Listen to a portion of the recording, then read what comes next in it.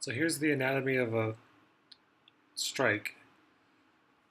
Orange line is the center of the stance where the golf ball is at. The yellow line is the arc travel of the leading edge. As you'll watch the golf club coming into the golf ball, it's higher behind the golf ball, and as it starts to approach the ball, it's slightly descending. Somewhere around here is going to be the first touch of grass that's sticking up higher than the bottom of the ball, since the ball is sitting slightly down in its depression. As it keeps continuing on, the club goes a little bit lower. Now it's slightly underneath the turf, and that loft is going to project the golf ball up into the air.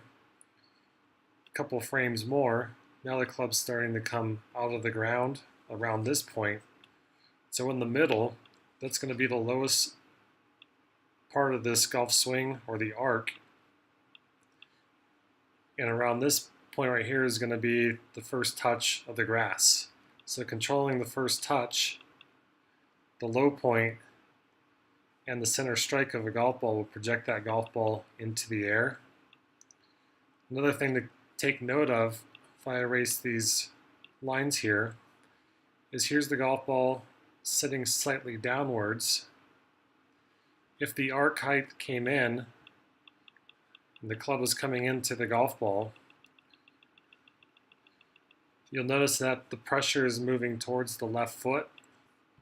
As it keeps coming in, it's moving towards the left foot, strikes the ball, continuing towards the left foot, and the rotation is starting now to pull the right foot upwards, the rotation of the hips, all the way into the nice balanced finish. Now my pressure is standing on the left foot. There's not much weight on that right toe. If on the way down into the golf ball, all these arrows were going backwards,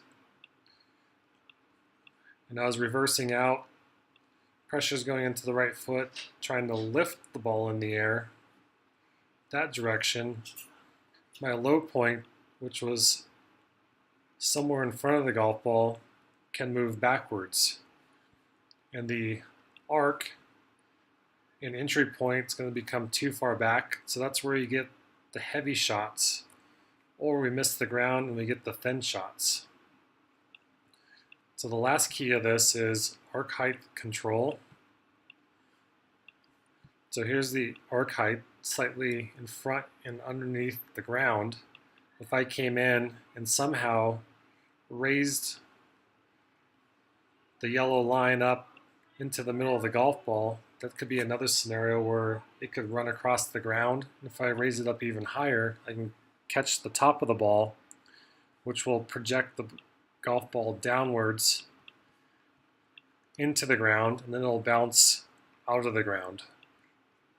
So if we hit on top of the golf ball, the force is going to go into the ground and then out of the ground. If we come into the golf ball and our arc height's too high and hit the middle of the ball, that's going to project it along the ground.